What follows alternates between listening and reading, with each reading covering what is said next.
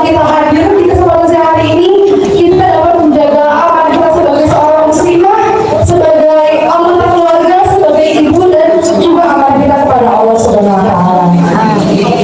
Amin ya rabbal alamin. Berikutnya, kita akan mendengarkan sambutan dari Ketua Majelis Taklim Baitul Mutakin. Waktu dan tempat kepada Ibu Edi Astuti dipersilakan. Terima kasih Pak Ibu. Terima kasih. Bismillahirrahmanirrahim. Assalamualaikum warahmatullahi wabarakatuh.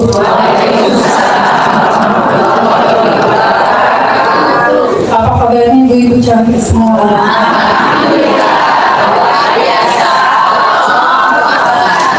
Coba kalau saya tanya apa kabar, coba jawab dulu ya. Sekarang saya tanya, apa kabarnya ibu-ibu? Jawabnya alhamdulillah. Luar biasa. Bersama Al-Quran di baru. Ibu-ibu, apa kabarnya hari ini?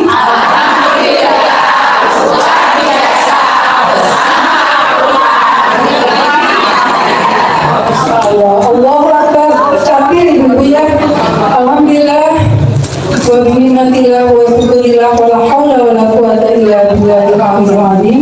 Asyhadu an la ilaha illallah wahdahu la syarika lah wa asyhadu anna Muhammadan abduhu wa rasuluh.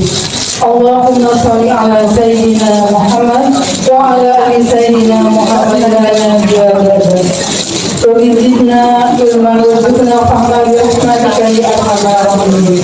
Rabbi shrahli sadri wa yassirli amri wa uqdatan min lisani yafqahu qawli. Amin amin ya rabbal alamin. Izinkan saya untuk menyapa yang pertama yang kami hormati. Alhamdulillah beberapa menit lalu Ustazah Oki sudah hampir sampai ibu ya. Tunggu sebentar, insya Allah akan datang di tempat ini dan mau sekali kita semua ya. Yang kami hormati Ustazah Dr. Oki Stiana Dewi FPD. Yang kami hormati Ketua DKM Masjid Baitul Mutakin beserta jajaran pengurus, kebetulan ibu pada malam suami saya juga ketua yang disini Pak Syarif menitipkan salam untuk ibu semua. Mohon maaf tidak bisa hadir karena masih ada amanah pekerjaan dulu. Yang kedua, tak lupa saya juga mengucapkan terima kasih kepada Ketua RW 4 Bapak Ismail, kepada AKBP Purnawirawan Bapak Haru Animayu selaku koordinator dan keamanan RW 4, juga yang saya sayangi, yang kami sayangi, ibu-ibu Ketua Majelis Taklim, ibu-ibu sekalian yang sudah hadir di tempat yang mulia ini, yang kami hormati para guru-guru, para tokoh ulama, para tokoh masyarakat ya, juga ibu sekalian yang hadir secara majelis maupun secara pribadi, juga yang kami hormati dari tim Maskanul Hufaz pimpinan Ustazah Oki, yang kami hormati tim DT Peduli Darut Tauhid yang masya Allah ibu atas izin Allah tim DT mengajak kami untuk mengadakan kajian kepada bawah ini. Alhamdulillah juga kami ucapkan terima kasih kepada sahabat-sahabat tim pengurus ya dari panitia dari MT Muslimah Baitul Mutakin dan semua yang hadir di tempat ini. Mohon maaf kami tidak bisa menyebutkan satu persatu, tapi tidak mengurangi hormat dan salam takjim dari kami. Pertama-tama marilah kita panjatkan puji syukur kita kehadirat Allah Subhanahu wa Ta'ala. Alhamdulillah atas limpahan nikmatnya, atas karunia-Nya dan izinnya kita bisa berkumpul di tempat mulia ini di Masjid Baitul Mutakin. Salawat dan salam semoga senantiasa tercurah kepada kedua saudara kita, manusia dan satu-satunya baginda Nabi Muhammad Rasulullah SAW, juga pada sahabatnya, keluarganya dan pengikutnya yang istiqomah hingga akhir zaman.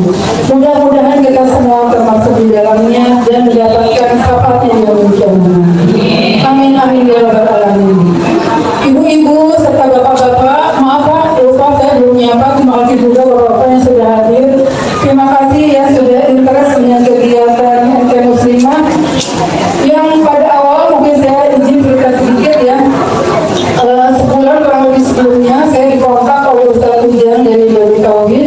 mengajak untuk bekerja sama untuk program Safari Dakwah. Terus saya bertanya ya, kira-kira siapa yang di Ustaz sekarang program materinya? Karena kebetulan kurang lebih setahun lalu kami juga menjalani program Safari Dakwah dengan Bunda Silva. Tentu udah mengenal ya Bunda juga semua. Nah kebetulan Ustaz menyampaikan Bunda ini insya Allah yang akan hadir Ustaznya Oki gitu ya. Masya Allah, Alhamdulillah. Saya bersyukur sekali. Tentu tawaran ini kita sambut dengan apa yang kita mampu. Karena Masya Allah kita kami sudah mengenal beliau ya, siapa Ustaznya Oki dengan kecerdasan beliau yang luar biasa ya. Sekarang ini salah satu Ustaznya yang saya kagumi juga ya. Apalagi dia sekarang sudah beberapa tahun ini memiliki pesantren Maskan Hufaz ya, untuk pesantren Tasbih Quran. Jadi Masya Allah hati saya juga berdekat dengan teman-teman. Kita mungkin belum bisa dengan Al-Quran, tapi kita dekat berinteraksi dengan Al-Quran dan Insya Allah kita syukur perjuangan Ustaz Oki itu suatu hal yang luar biasa ya. Pokoknya saya mengajak pada ibu sekalian yang berkelapangan rezeki, berinfak sedekah, mari kita sama-sama support Ustaz Oki ya, untuk pengembangan pesantren Qur'annya. Insya Allah kalau kita belum mampu menjadi penghafal Quran, Insya Allah pahalanya itu menolong kita ya Bu ya. Doa tabungan kita jauh lahir nanti. Mudah-mudahan Allah lapangkan rezeki kita. Supaya Allah berjanji barang siapa yang bersedekah tidak hilang hartanya, malah itu akan bertambah.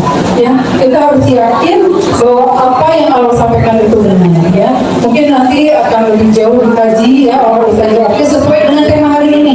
Perempuan yang menginspirasi untuk menjaga anak-anaknya. Dan kita sebagai perempuan memang harus menjadi wanita yang tangguh gitu ya, wanita yang kuat. Kita nggak bisa berlepas dari ilmu. Ya, ini salah satu juga yang mendorong kami untuk mengadakan kajian pada hari ini. Sebagai pepatah mengatakan kalau kita mengajari seorang laki-laki hanya mengajari satu orang, tapi kalau kita mengajarkan seorang wanita berarti mengajarkan satu generasi. Karena anak-anak yang soleh-soleh, anak-anak yang cerdas lahir dari seorang perempuan yang solehah.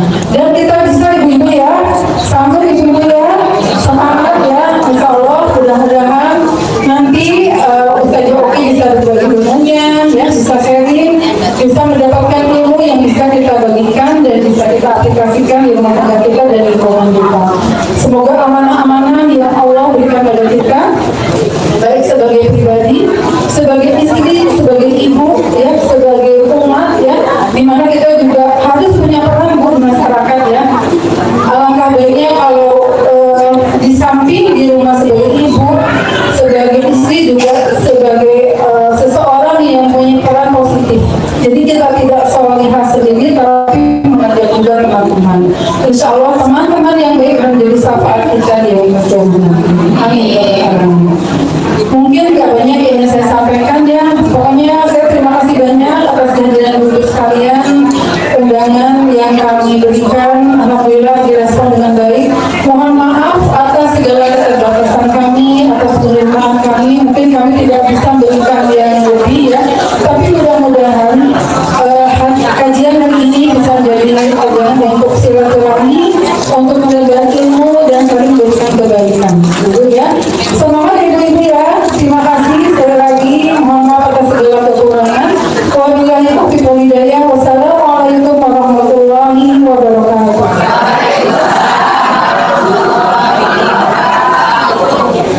Insya Allah terima kasih kepada Ibu Eni sebagai Ketua Majelis Taklim Mutakin atas penyampaian dan sambutannya sebelum kita memulai kegiatan di siang hari ini. Jadi sebelum kita lanjut lagi kegiatan berikutnya, perlu dikatakan kembali buat ibu sekalian tadi, kalau kita ingin menjadi generasi yang tangguh, generasi yang berkualitas, kita harus semangat menuntut ilmu sampai di kajian ini di siang hari ini.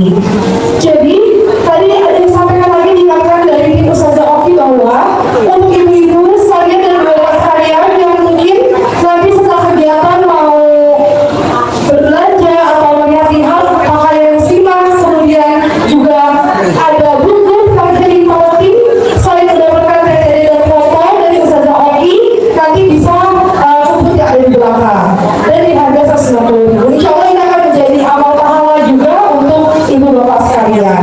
Nanti saat kajian akan dimulai, diharapkan kepada ibu dan bapak untuk bersabar dulu HP ini juga, karena agar lebih hikmat melanjutkan kajian kita di siang hari ini.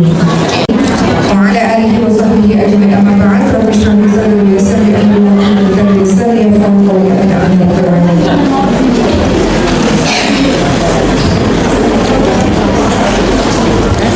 Oke. Yang saya hormati Ketua DKM Masjid Baitul Muttaqin Sektor 1 sampai 2 BSD Bapak Arifudin di sebelah kanan saya. Suara saya kedengaran nggak Bu sampai belakang? Nggak kedengaran. Di belakang dengar nggak suaranya? Ada mikrofon nggak di belakang? Di samping di luar? Suaranya jelas? Nggak jelas? Kalau jelas jempolnya naik, suaranya jelas enggak? Di belakang sana suaranya jelas nggak? Kalau jelas jempolnya naik boleh? Nggak, boleh nggak pintunya buka aja biar suara saya kedengaran? Nggak bisa ya, aku jendela ini dibuka, tapi saya nggak apa-apa, nggak pakai AC. Yang penting jendela langsung nanti suaranya dibuka.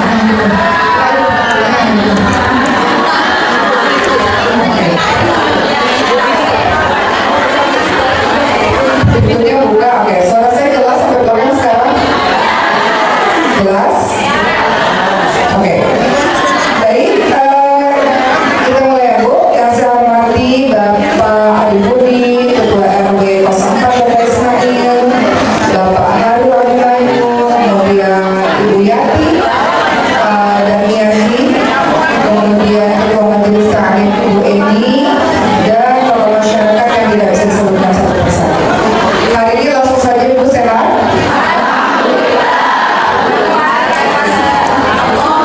Oke, siang-siang ini godaannya ngantuk, oke? Tapi saya mau Ibu fokus ya 45 menit sampai sejam ke depan lah. Mudah-mudahan bisa fokus ya Ibu semua ya. Hari ini saya mau ceritain kisah Siti Mariam. Apa tema kita hari ini? Ada tema nggak hari ini? Perempuan yang menginspirasi dalam menjaga amanahnya. Oke, hari ini saya bahas tentang Siti Mariam. Oke, Ibu semua. Tahu siapa Siti Mariam? Namanya diabadikan di dalam Al-Quran surah ke-19. Surah ke-19 di dalam Al-Quran, yaitu surah Maryam. Ibu tahu siapa beliau? Di dalam surah Ali Imran ayat ke-33, beliau berasal dari keluarga, saya nggak terlalu suka barang-barang gitu. Jadi biasanya saya taruh bunga segala macam gitu, nggak fokus nanti. Oke. Kita mulai Bu, udah mulai fokus? Oke, kita mulai ya. Jadi kita pada hari ini akan menceritakan kisah tentang Siti Mariam. Siti Mariam namanya diabadikan di dalam Al-Quran di surah ke-19 di dalam Al-Quran. Siti Mariam itu berasal dari keluarga yang baik-baik. Ibu pernah dengar nggak surah namanya Ali Imran? Nama ayahnya Siti Mariam itu Imran. Makanya kisah-kisah Siti Mariam ada dalam surah Maryam, ada dalam surah Ali Imran, keluarga Imran. Oke, sekarang ibu kalau menyatat-nyatat, kalau mau dengar doang boleh silakan. Yang penting nanti kalau di rumah baca surah Maryam diingat ceramah saya ya Bu. Oke, di dalam surah Ali Imran ayat ke-33 itu diinformasikan siapa keluarga-keluarga terbaik di muka bumi ini. Siapa itu? A'udzubillahi minasyaitonirrajim. Innallaha astafa Adam wa Nuha wa ala Ibrahim wa ala Imran 'alal 'alamin. Sesungguhnya Allah Subhanahu wa taala telah memilih Adam alaihissalam, memilih Nuh alaihissalam, keluarganya Ibrahim dan keluarga Imran. Siapa tadi Imran Bu? Nama ayah dari Siti Mariam, melebihi segala umat di masa mereka masing-masing. Jadi Siti Mariam, kenapa saya mau cerita tentang Siti Mariam? Karena Siti Mariam memiliki berbagai macam persoalan kehidupan dan beliau tetap teguh berdiri berjalan sehingga menjadi inspirasi bagi kita semua. Sama kayak kita ya, ujiannya banyak ya Bu? Banyak kan Bu? Ujiannya banyak, tapi bukan sok kuat gitu ya. Bukan sok kuat, emang harus kuat ya Bu, ada pilihan lain ya. Sama seperti Siti Mariam, perempuan biasa mengalami ujian hidup tapi beliau kuat. Kita berkenalan dulu dengan sosok Siti Mariam. Jadi Siti Mariam ini berasal dari keluarga baik-baik, ya keluarganya Imran, keluarga yang taat beribadah kepada Allah Subhanahu wa taala. Dulu sang ibundanya Siti Mariam itu kan gak punya anak nih ceritanya. Jadi nazar janji sama Allah. Nazarnya apa? Ada dalam surah Ali Imran ayat 35. Jadi nanti kalau baca Quran ketemu Ali Imran udah langsung tadabbur otomatis, sekarang udah pernah saya bahas ya Bu ya. Dalam surah Ali Imran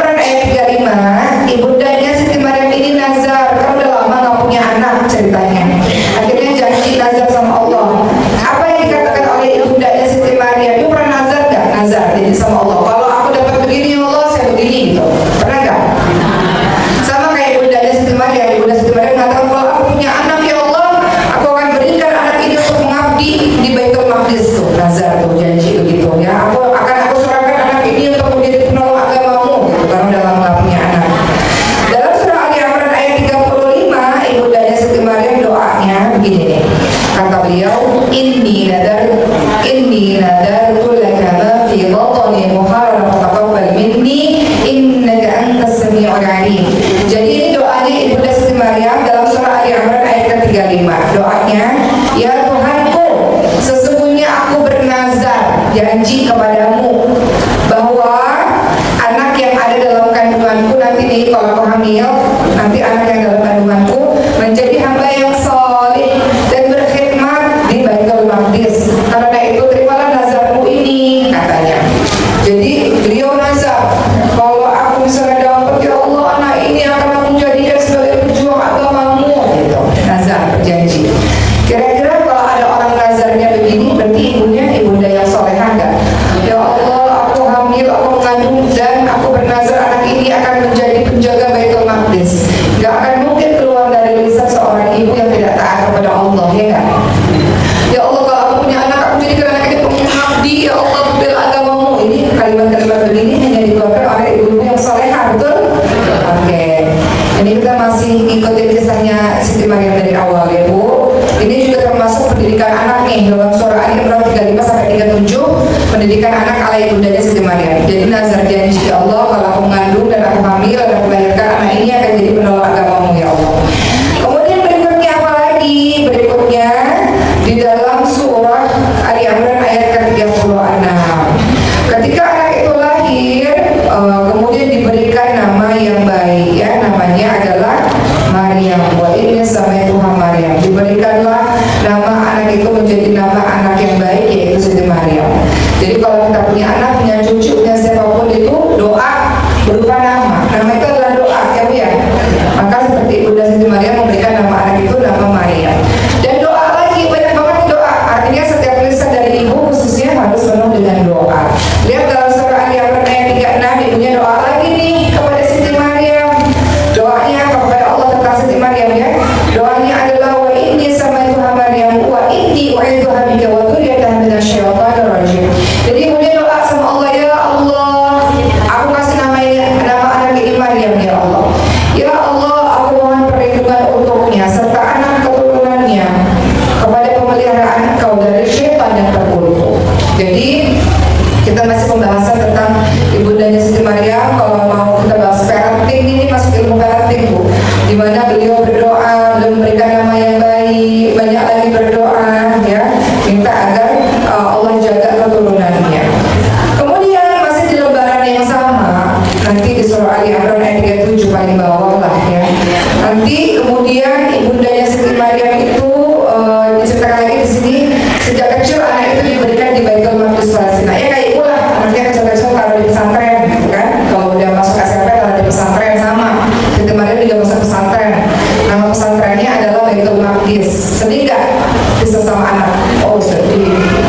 Ya. Pasti sedih nggak bisa sama anak yang biasanya bareng-bareng, Bu? Ya. Anak yang mau kuliah di tempat lain atau anaknya mau pesantren ke tempat lain, sedih. Sama kayak ibundanya Siti Maryam, beliau mengirimkan anak itu dari kecil ke Baitul Maqdis Palestina. Masih fokus? Masih. Oke. Berikutnya, ibu tahu nggak kerjaan Siti Maryam di Baitul Maqdis Palestina? Siapa yang pernah ke Palestina? Ada mihrab, tempat ibadah khususnya Siti Maryam. Siti Maryam punya tempat ibadah khusus. Artinya apa? Dan Allah mendengarin semua doanya Siti Maryam. Artinya apa? Di rumah harus ada tempat ibadah khusus. Harus ada mihrab. Di bawah dalam rumahku kecil, ya, taruhlah sudut mana itu yang tempat itu memang khusus tempat ibadah, gitu. Kalau ada mihrab, maka itu menjadi seperti Siti Maryam yang mengajarkan kepada kita harus ada mihrab, harus ada tempat khusus ibadah. Dan memang tempat itu hanya untuk ibadah aja. Maka apa coba yang diberikan oleh Allah kepada Siti Maryam? Siti Maryam ini, Bu, itu selalu dapat makanan, rezeki, nggak putus-putus. Dari siapa? Dari Allah. Siti Maryam dititipkan di Baitul Maqdis Palestina. Ada pamannya namanya Zakaria alaihissalam, Nabi Zakaria. Nabi Zakaria sesekali masuk ke mihrabnya, ke ruangannya Siti Maryam, terus kaget karena makanannya banyak sekali, nggak habis-habis. Jadi kalau mau rezeki banyak, pasanglah mihrab di rumah, baca doa di situ. Ya. Kemudian Nabi Zakaria alaihissalam tanya, ya Maryam, semua ini makanannya dari mana? Dalam surah Al-Imran 37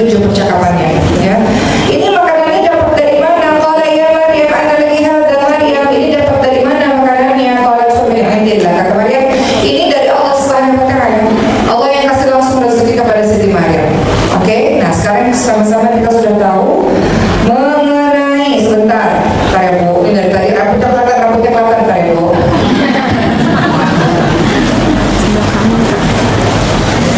Yang mana ini? Gak lagi-lagi dia pakai produk begininya susah ya dia. Ribet. Ya tadinya malah pengen simpan dia jadi ribet keluar rambutnya. Oke lanjut. Sampai mana tadi? Masih keluar Bu. Apa ngaca dulu kita ngaca. Yang mana Bu? Ini apa ini?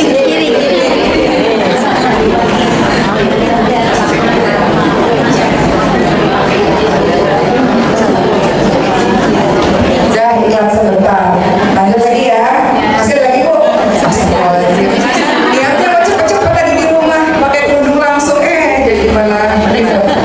Yang mana? Karena tuh ini. Nih. Udah lah boleh. Lanjut lagi ya.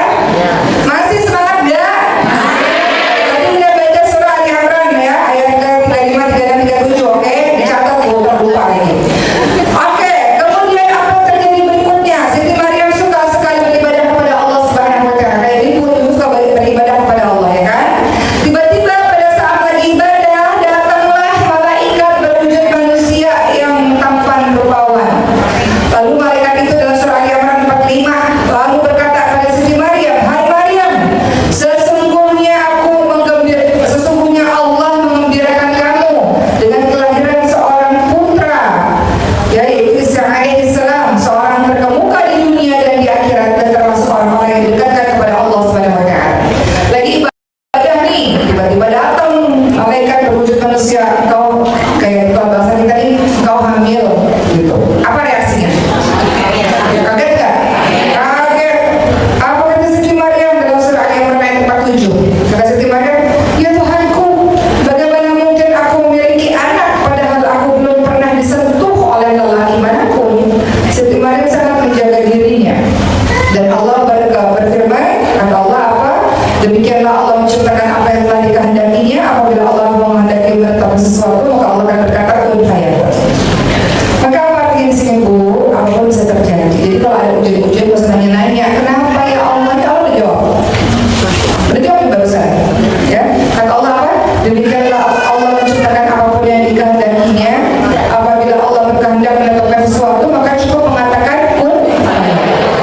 Jadi kalau ibu merasa aku udah soleh ya Allah, udah ngaji ya Allah, udah baca Quran ya Allah, udah sholat malam gak pernah tinggal puasa Daud ya Allah, udah lagi Senin Kamis puasa Daud. Tiba-tiba Allah kasih ujian. Padahal kita soleh banget, ya kan? Terus Allah kasih ujian, terus ibu berkata, kenapa ya Allah, kenapa harus aku? Kata Allah, demikianlah kalau Allah sudah berkehendak sesuatu, jadi maka jadilah. Patut nggak kita nanya, kenapa ya Allah? Patut nggak? Boleh nggak? Kenapa nggak boleh? Hah? Saya nanya dulu nih, sebelum kita bahas Siti Maryam, konsep dasarnya kita harus paham dulu. Ibu-ibu, suami ibu punya ibu bukan? Iya, punya saya katanya. Kan punya orang dan saya. Suami ibu punya ibu bukan? Iya, iya Bu, punya ibu ya. Punya ibu ya, bukan punya tetangga ya Bu. Punya ibu benar. Punya ibu itu punya Allah. Anak ibu punya siapa? Siapa lagi? Orang-orang yang ibu cintai punya Allah ya kan? Itu rumah ibu punya siapa? Mobil ibu punya siapa? Benar, punya Allah. Kesehatan ibu, badan ibu punya siapa? Jadi ibu punya apa? Ibu nggak punya apa-apa? Semuanya punya Allah. Oke. Berarti kalau dipinjemin kita terima kasih nggak Bu? Berarti kalau diambil, marah nggak? Marah nggak kalau diambil? Makanya bukan ada yang punya kita.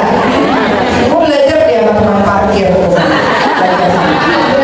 Tukang parkir marah nggak tuh motor sama mobilnya diambil? Boleh nggak belajar sama tukang parkir? Kenapa ibu masih marah-marah kalau diambil sama Allah? Katanya bukan punya ibu. Bener nggak? Belajar ikhlas tuh tukang parkir tuh. Begitu ikhlas sama tuh orang mobil motornya diambil nggak pernah marah. Ya nggak? Terus kenapa ibu masih marah-marah?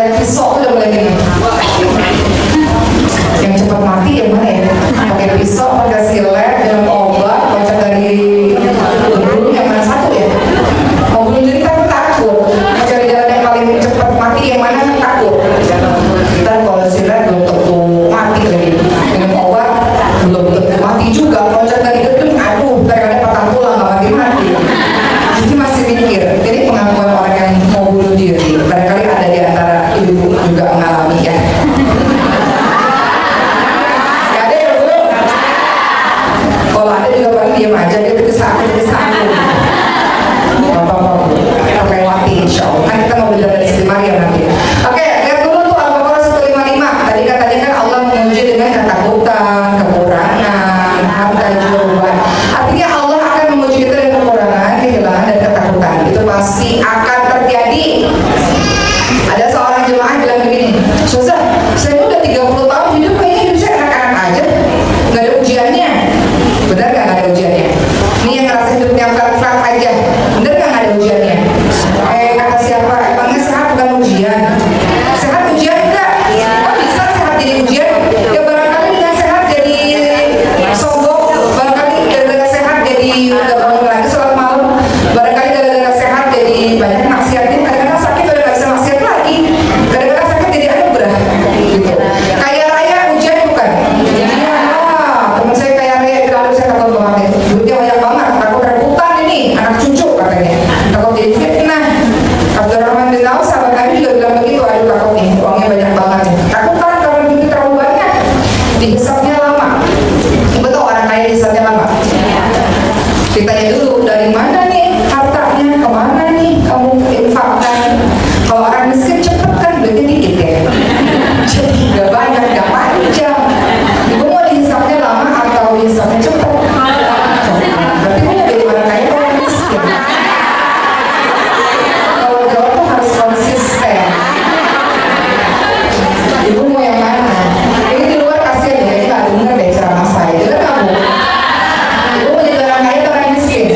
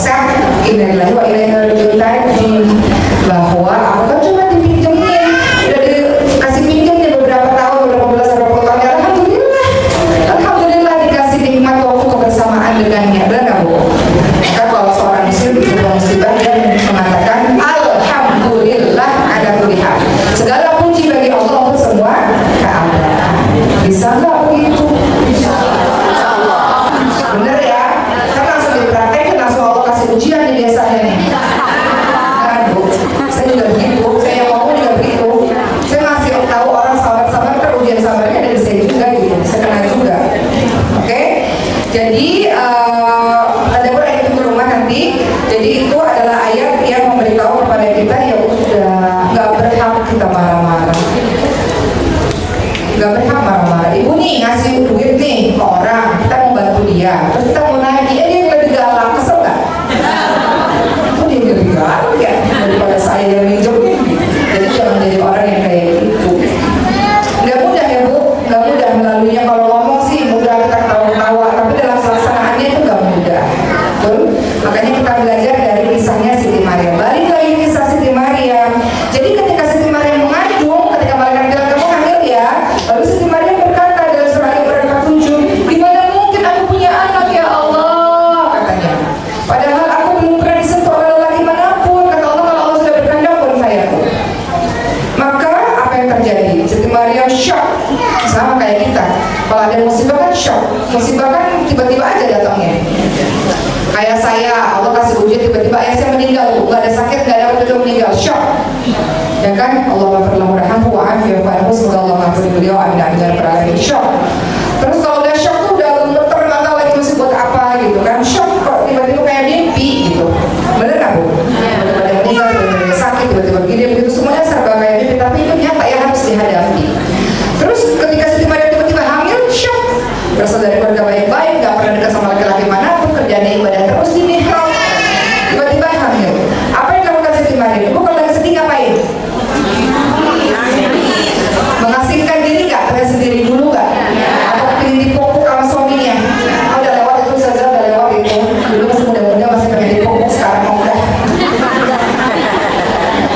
Siti Maryam kan seorang diri, dulu kan punya suami, masih disayang-sayang. Kalau Siti Maryam sendirian, akhirnya dia apa? Mengasingkan diri. Ada di sini yang sedih, pengen sendiri dulu? Gak mau ketemu sama orang, gak mau ngomong sama orang, sedih banget, ada nggak? Sama kayak Siti Maryam, mengasingkan diri. Lihat surah Maryam ayat 22. Dikatakan, fahamalathu fantabadat bihi makanan qasiyya. Maka Maria mengandung, lalu menyisihkan diri dengan kandungannya ke tempat yang jauh, seorang diri.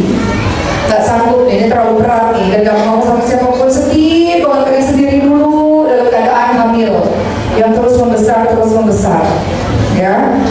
Kemudian ketika di gurun pasir yang sangat panas tanpa beralas kaki, berjalan dengan kandungannya semakin besar, meninggalkan kaumnya sendiri yang sedih, bingung mesti gimana.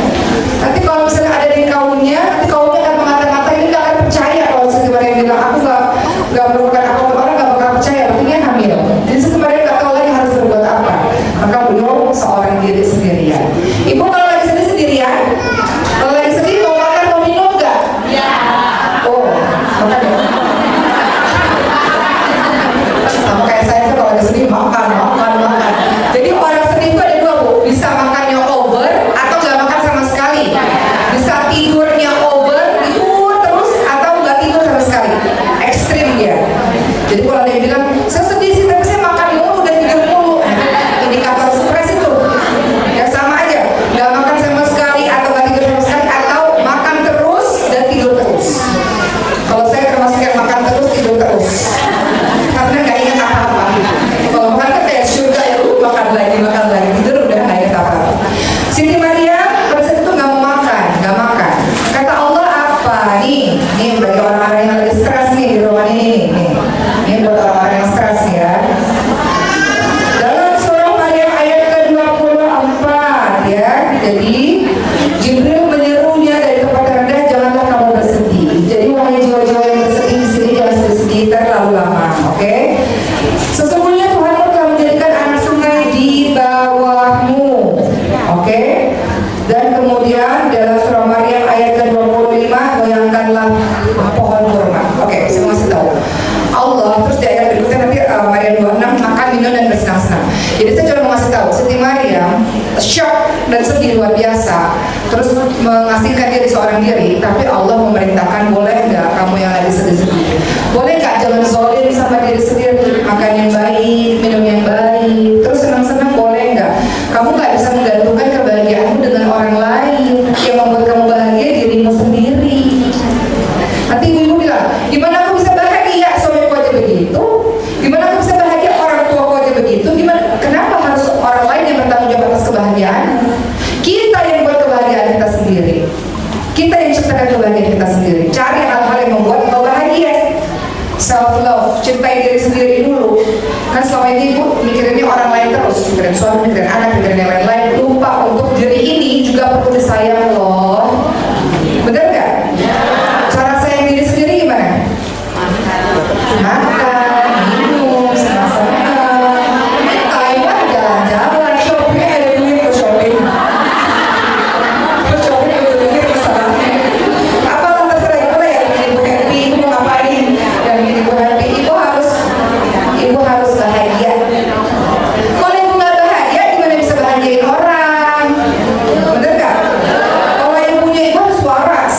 Kalau ibunya nggak stres, gimana bisa ngejaga orang, ngejaga anak? Nggak bisa. Jadi harus diri sendiri dulu. Jadi kata Allah, makan, minum, dan bersenang-senang. Engkau yang paling bertanggung jawab atas dirimu sendiri. Buat dirimu bahagia. Ibu paling bahagia ngapain? Shopping bahagia, artinya itu stres, duitnya habis. Saya pernah begitu, stres, shopping setelah selesai shopping kok stres lagi, duitnya habis. Lanjut ya Bu. Terus tadi kan dalam surah Maryam ayat 25. Ini saya ceramahnya santai-santai karena saya tahu siang-siang ngantuk nih. Kalau ibu dengar saya ceramah tempat lain serius banget, kayaknya nenek-nenek lebih banyak nih kayaknya. Jadi ceramahnya jangan serius-serius banget. Ya Bu, saya pernah dimarahin sama ibu saya. Kata ibu saya, oke ceramahnya serius banget. Itu nenek-nenek gak suka kalau ceramah serius-serius. Jangan serius-serius, kata ibu saya. Terus ibu saya bilang, kalau ceramah tuh jangan cepet-cepet ngomongnya, nenek-nenek gak ngerti katanya. Ya udah, akhirnya saya ubah ceramah saya. Kalau saya lihat ada wajah nenek-nenek di sini, ceramahnya saya tukar di ceramah yang happy-happy. Tapi gak happy ceramah ini, temanya agak sedih nih sebenarnya ya. Oke, tadi Siti Maryam apa? Disuruh sama Allah pada surah Maryam ayat 25, disuruh goyang-goyangin pohon kurma itu dalam keadaan hamil besar Bu. Detik-detik melahirkan. Itu pohon kurma, ibu kira pohon toge. Pohon kurma tuh gede banget. Ibu pernah lihat pohon kurma nggak? Di mana kelihatannya? Ada obrol semua, masya Allah. Iya, jadi pohon kurma tuh gede. Mau digoyang-goyangin juga nggak bakal turun tuh kurmanya gitu. Ini maksudnya apa sih kalau Allah SWT meminta Siti Maryam untuk menggoyang-goyangin kurma supaya apa? Maksud dari Allah SWT adalah, ayo ini masih fokus ke pengantuk nih. Kenapa Allah nyuruh Siti Maryam goyang-goyangin pohon kurma? Kenapa? Karena Allah mau lihat ikhtiarmu sampai mana. Kan ibu lagi sedih nih. Memangnya ibu kira sabar pasrah di doang nangis nggak ngapa-ngapain? Nggak begitu. Yang namanya sabar itu ikhtiar sampai detik darah penghabisan maksimal, berjuang sampai detik darah penghabisan. Kayak Siti Hajar tuh waktu ditaruh di Mekah sama bayinya Ismail, gak ada air, gak ada tumbuh-tumbuhan, gak ada siapa-siapa. Apakah sabar itu diam doang meratapi nasib? Kok sedih banget hidup aku single mother, sedih banget gitu? Enggak kan? Siti Maryam kan berjuang sofa marwah, tahu kan kisah itu, saya nggak perlu ulang lagi. Jadi maksudnya apa? Jadi di sini ketika Allah meminta Siti Maryam menggoyang-goyangkan pohon kurma, mau memberitahu pada kita semua dalam keadaan sesulit apapun, tugasmu berikhtiar sampai titik darah penghabisan. Artinya apa? Berjuang semaksimal yang kau bisa, berdoa semaksimal yang kau bisa, semaksimal mungkin, nggak berhenti. Jadi dalam keadaan paling lemah, pada detik-detik melahirkan, bukan ada tenaga lagi, Allah masih menyuruh Siti Maryam untuk menggoyangkan pohon kurma. Dan surah Maryam ayat 25, dan goyangkanlah apakah pohon kurma itu ke arahmu, niscaya pohon itu akan menggugurkan buah kurma yang masak kepadamu. Ya, jadi itu maksudnya. Oke, dari sini kita belajar seperti itu. Berikutnya, ibu tahu nggak Siti Maryam bilang apa waktu mau melahirkan? Ibu pernah bilang gini ya kalau ibu lagi sedih, ya Allah susah banget hidup aku. Ada nggak di sini yang mau mati? Pernah berpikir mau mati nggak? Bu, saya tuh lagi belajar psikoterapi Bu. Kenapa tahu ibu? Saya tuh mulai double Bu sekarang. Saya lagi kuliah di Azhar di Mesir, terus lagi ambil S2 lagi yang kesekian jurusan psikoterapi. Tahu nggak kenapa? Gara-gara saya banyak banget yang datang, ibu datang ke saya tuh pengen bunuh diri Bu. Banyak banget. Suatu ketika dipanggil Uma, mereka manggil Uma, ayo datang ke satu rumah nih gitu ya, satu rumah. Ada yang sakit gitu. Saya pikir kenapa? Tiba-tiba masuk ke ruangan, gak boleh dia masuk kecuali saya. Itu kamar gelap Bu. Terus saya nyalain lampu, anaknya udah masukin ke selimut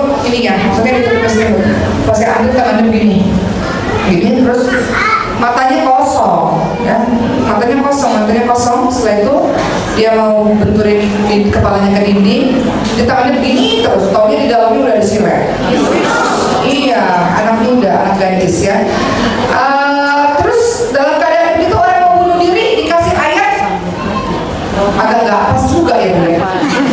Allah Subhanahu Wa Taala berfirman, dalam kamu bunuh diri misalnya, kan nggak pas, ada penanganan yang bagus. Di ngajiin iya, tentu ya, maksudnya ayat-ayat ruqyah, al-fatihah, lain-lain iya. Tapi kan harus ada ilmu yang lain, makanya saya belajar psikoterapi Bu, oke? Gitu. Nah, Quran asyifa iya, dia obat, dahsyat iya. Tapi ada hal-hal tertentu yang kadang-kadang kita harus datang kepada yang ahli, psikolog, psikoterapi, psikiater. Kadang-kadang memang di kondisi tertentu, kalau dalam level kesakitan yang luar biasa, kadang-kadang harus begitu. Tapi itu harus hipnoterapi kan gitu. Ya jadi berdasarkan pengalaman, dulu saya pikir ya udahlah pokoknya ngaji aja ngaji gitu. Tapi ada penambahan pengobatan yang lain itu bagus, oke? Dan yang mau bunuh diri itu nggak cuma satu orang, banyak. Dan saya yakin nih di antara jemaah ini ada juga nih. Mungkin nggak sempat bunuh diri tapi pernah mikir kalau mati mungkin enak kali ya. Benar nggak? Kalau mati, tapi takut kan masuk neraka jahanam atau masih jalan logikanya. Karena kalau orang bunuh diri masuk langsung neraka jahanam. Ya dipikir nih ya, udah selesai masalahnya, taunya kehidupan yang berikutnya lebih dahsyat. Ya, oke. Siti Maria pernah mikir gitu nggak? Ya. Pernah mikir nggak? Andaikan aku nggak pernah lahir di dunia ini, andaikan aku mati aja, pernah nggak? Ya. Masa sih? Coba lihat dulu di Quran, ada nggak tuh ayatnya? Andaikan aku nggak pernah lahir di dunia ini, ada nggak? Ayat berapa tuh coba kita lihat Siti Maria. Supaya kita kalau ketemu orang-orang yang mau betul, kita nggak bilang dia kurang iman. Coba lihat surah Maryam ayat 23. Apa kata Siti Maryam? Andaikan aku mati sebelum ini. Siti Maryam kurang iman nggak? Kok bisa ngomong begitu? Andaikan aku mati ya Allah. Ketika hamil gitu, hamil besar. Apa maksudnya? Ini bukan menandakan beliau orang iman, tidak. Beliau dalam keadaan yang terlalu berat ya, akan sebuah ujian musibah yang beliau hadapi dalam keadaan yang sangat berat. Makanya beliau bilang dalam surah Maryam ayat 23, alangkah baiknya aku mati sebelum ini dan aku menjadi barang yang tidak berarti. Sebaiknya aku dilupakan aja, nggak pernah lagi orang tahu siapa itu Maryam. Bukan Maryam orang iman. Jadi ibu, kalau nanti ibu merasa dalam keadaan yang sangat sedih, ibu merasa ya Allah, dengan aku layak di dunia ini atau aku pikiran-pikiran itu bukan tanda kurang iman, boleh nggak? Jangan pernah ngejudge orang dengan mengatakan kamu tuh kurang iman, boleh nggak? Ibu aja belum merasain apa yang dia rasain, sehingga bisa ngomong begitu. Jangan pernah kita mengatakan, aduh itu masalah sebenarnya sepele banget, kenapa sih reaksinya berlebihan? Juga jangan pernah ngomong begitu, boleh nggak? Kenapa nggak boleh ngomong begitu? Cuma gitu doang, nangis-nangis sudah dahsyat banget, heboh banget. Saya selalu bilang ini ibu di tangan ya bu, kalau saya pukul, saya nggak bakal sakit. Kenapa? Kan tangan saya nggak ada luka sebelumnya. Kalau tangan ini sebelumnya udah ada luka, udah biru-biru, udah memar, udah darah, saya pukul dengan pukulan yang sama, sakit nggak? Sakit. Jadi jangan samakan kehidupanmu dengan kehidupan orang lain. Dan kau katakan gitu doang, berlebihan banget. Kita nggak pernah tahu dia punya trauma sebelumnya. Ya bu, nggak boleh kita mengatakan masalah sepele aja, gitu aja, atau kita meremehkan orang-orang yang bilang mau bunuh diri, itu aja mau bunuh diri. Enggak, kita nggak pernah tahu apa yang terjadi dalam hidupnya. Yang saya sudah kan nih. Oke, udah bisa selesai, oke? Jadi ibu semua, jadi untuk ibu pada hari ini, bagi ibu-ibu yang sedang bersedih, lihat itu Siti Maryam, bukan bermakna kurang iman, tidak. Memang engkau dalam keadaan yang memang sedang lagi nggak baik-baik aja, dan itu normal, oke? Itu normal dan itu baik-baik saja. Berikutnya lihat Siti Maryam, belajar dulu dari Siti Maryam. Siti Maryam nggak banyak ngobrol sama orang bu, curhat sana sini, curhat sosial media. Zaman dulu nggak ada sosmed ya, zaman sekarang ada sosmed, curhat ke tetangga sana sini nggak perlu ngabisin energi terlalu banyak kesana kemari. Siti Maryam punya Allah Subhanahu Wa Taala dan beliau bermunajat hanya kepada Allah Subhanahu Wa Taala dan beliau berpuasa dari banyak orang untuk Nabi Isa alaihissalam pulang kembali ke Palestina, orang-orang bilang, oh Rasul kamu berzina, punya anak, gak punya suami, semua pasrah apa? Dari keluarga baik-baik, Maryam diam aja. Saya ngomong juga gak apa-apa, orang percaya gitu. Kata mau ngejelasin gimana pun juga kadang-kadang orang gak percaya juga. Akhirnya apa? Pasrah, berserah kepada Allah Subhanahu Wa Taala. Bu, pada saat titik tawakal kita nih Bu, itu kadang-kadang datang pertolongan Allah. Di saat engkau sudah dalam titik yang pasrah dan tawakal Allah, disitulah datang pertolongan Allah. Banyak buktinya, contoh Nabi Musa alaihissalam waktu sama Bani Israel kaumnya mau nyebrang, dikejar-kejar Firaun, itu udah gak tahu lagi terus gimana. Tawakal Allah, akhirnya laut merahnya kebuka sendiri, mereka bisa jalan, ya kan? Pada saat perang Badar, udah gak tahu lagi, kata Rasulullah, gak tahu lagi ini gimana nih.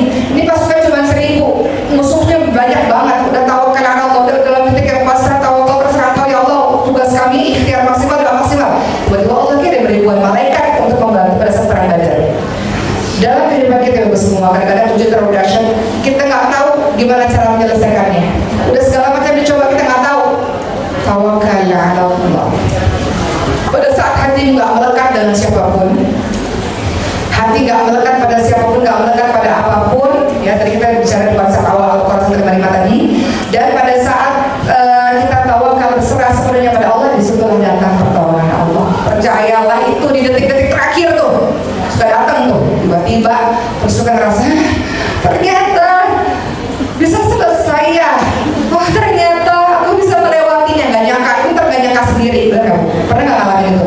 Nggak nyangka, itu ternyata aku bisa melewati. Udah lulus ujian, alhamdulillah. Habis itu siap-siap ujian berikutnya, kan udah kelas. Kok nggak berhenti? Ya nggak berhenti karena siapa berhenti. Ujiannya datang terus. Ntar kalau udah selesai ujian 1, datang lagi tuh. Tapi dikasih jeda sama Allah, bahagia dulu lah berapa tahun. Ntar habis itu sedih lagi. Kehidupan kayak roda yang berputar kan Bu? Ibu kadang-kadang, ibu hari ini di atas, siapa lagi rodanya di atas? Lagi bahagia, happy, sehat, lengkap keluarga. Siap-siap Bu, ini roda bentar-bentar ke bawah, bentar lagi ke bawah ya. Pas ke bawah, kehilangan, ketakutan, kekurangan, siap-siap ya. Udah siap belum? Jangan-jangan lagi tukang sepatu roda. Oke Bu, ibu lihat ya apa lagu zaman sekarang ya? Nggak lihat lah nenek-nenek. Oh gaul, nenek mah gaul zaman sekarang. Lanjut, kalau ibu dalam keadaan di bawah sedih, itu roda perlahan-lahan akan naik ke atas. Jadi kalau lagi sedih, jangan terlalu bersedih karena rodamu akan ke atas, akan bahagia lagi. Kalau lagi bahagia, jangan terlalu bahagia banget, jangan terlalu euforia, stabil aja, tenang aja. Mau bahagia alhamdulillah, mau sedih alhamdulillah, toh bukan punya kita, dititipin aja, gitu Bu. Jadi kalau lagi kaya banget, jangan sosokan. Ada namanya OKB, orang kaya baru. Siapa di sini OKB? Biasa aja. Namanya kekayaan, popularitas, apalagi jabatan yang tinggi. Jangan orang yang kaget gitu, biasa aja. Rodanya kebetulan aja lagi di atas, ntar pelan-pelan rodanya ke bawah lagi. Jadi kalau kita udah paham begitu, kira-kira kita bisa sombong nggak? Ada orang dari atas ke bawah, bawah ke atas. Apa ini? Ada nggak yang ketemu orang begitu? Dilihat ibu itu kerudungnya lecek banget. Ada nggak yang begitu? Itu muka kalau dikondisikan ya, nggak boleh muka-mukanya begitu. Ada nggak di sini? Mukanya itu. Ibu tahu gibah nggak gibah? Gibah kan bicarain orang lain di belakang ya kan? Tapi nggak cuma ngebicarain Bu, dari mata juga sama. Ini gibah nih matanya. Atau misalnya ada orang lewat ya begitu-begitu. Itu gibah. Astagfirullahaladzim, bertobatlah kepada Allah ya. Suka aja ngomongin orang lain, heran nih gosip di mana-mana ya. Atau kalau nggak tahu pakai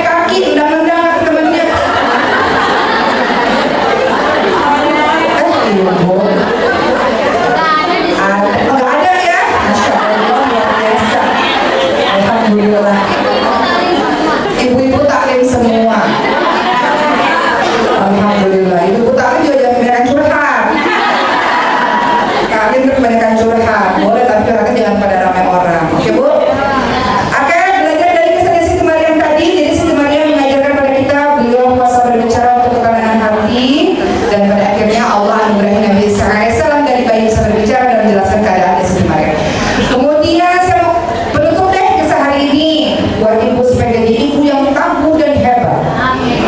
Tahu nggak cara supaya kita hidupnya tenang dan baik-baik aja? Memaafkan orang. Ada nggak di hati lagi benci sama orang? Orang gak bakal aku maafin. Aku tuntut dia ya Allah di hari akhir. Ada nggak tuh di hati yang benci banget sama orang? Benar ya Bu? Allah tahu loh Bu.